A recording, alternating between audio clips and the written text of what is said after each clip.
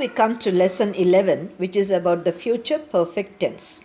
And once again, we notice that for the perfect tense, we need to use the have form along with shall or will.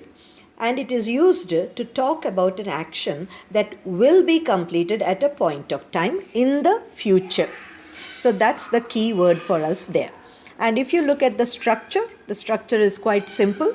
Shall have or will have plus the past participle of the root verb. And I've given you some examples there where we can see some examples in the positive, a few examples in the negative, and few examples for the questions in the future perfect tense. And look at the example. Will have done, shall have completed, will have gone, will have bought, etc. These give us a positive meaning. Will not have completed, will not have done, these are used in negative sentences.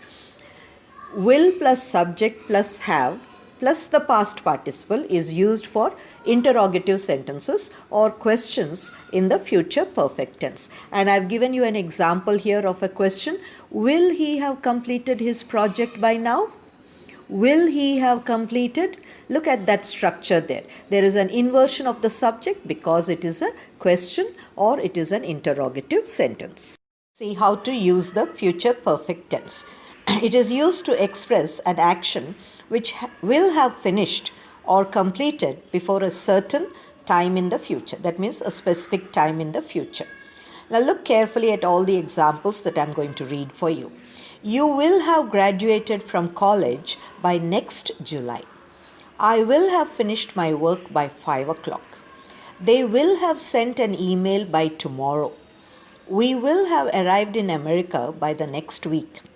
The program will have started by 6 o'clock in the evening. Now, in all these examples, you will notice a future point of time. Let's go back to sentence 1. By next July. So, by next July, what is the action that is going to be completed? You will have graduated from college by next July. Similarly, by 5 o'clock in the evening, what will I have finished or what action will be completed? I will have finished my work by 5 o'clock. Similarly, we can go on with the other sentences.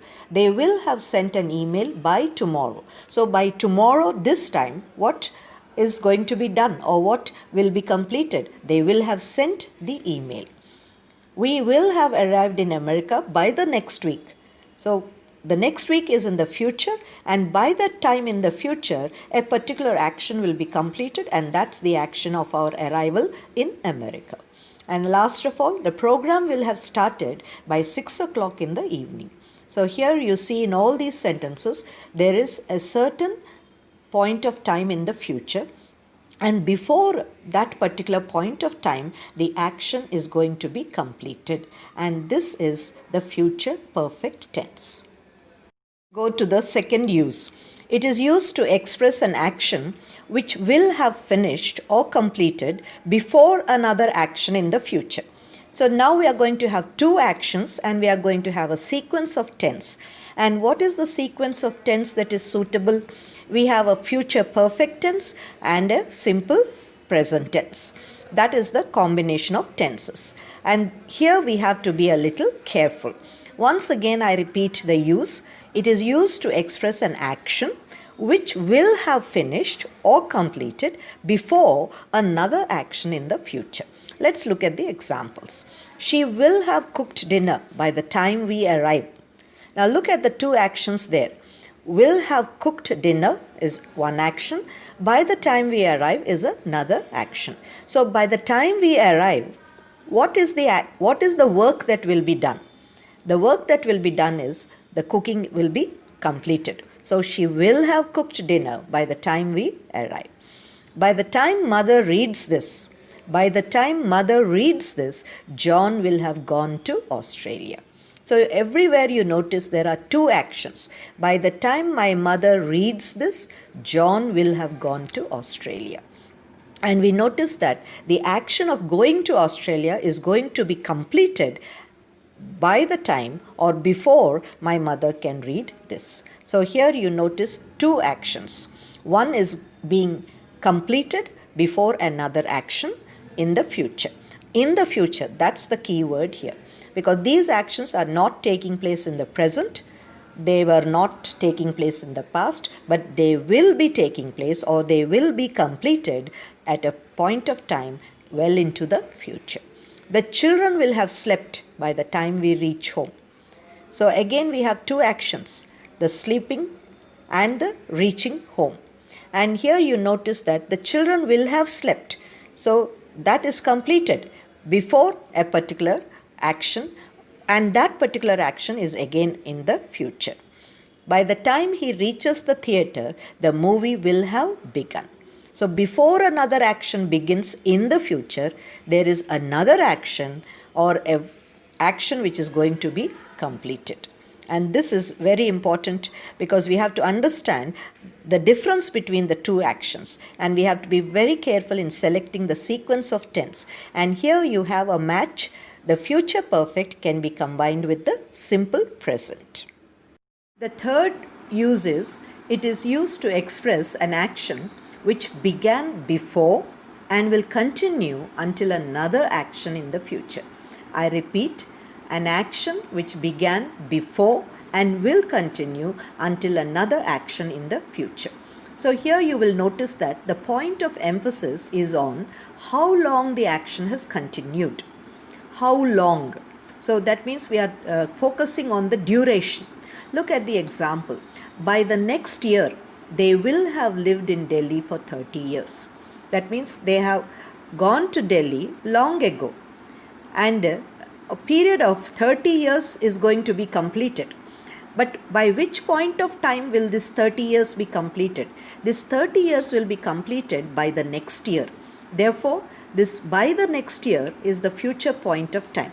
And by this future point of time, a certain duration will be completed.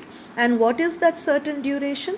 30 years. Let me read the sentence again for you. By the next year, they will have lived in Delhi for 30 years. And you have to note here that the future perfect tense is not used in time clauses. That means we cannot have words like when, which indicate the time.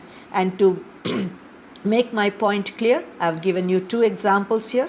One is an incorrect one and the other is the correct one. So let us look at this. When I will reach home, my mother will have prepared dinner. Now, most of the time we hear people speaking like this, but this is incorrect. And the reason that it is incorrect is, when I will reach home, this is a time clause. And for a time clause, the future perfect tense is not suitable. And you should rather say, when I reach home. So in a time clause, we need to have the simple present form. Look at this verb reach. When I reach home, my mother will have prepared dinner. So this is grammatically correct and acceptable. Another example. First, let me read the incorrect sentence for you. By the time we will go to the class, the teacher will have completed the lesson. Now this is the incorrect sentence. And in this incorrect sentence, what is the mistake we have made?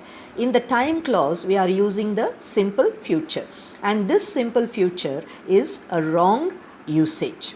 So we have to go by the sentence, by the time we go to the class, the teacher will have completed the lesson. This is the correct one.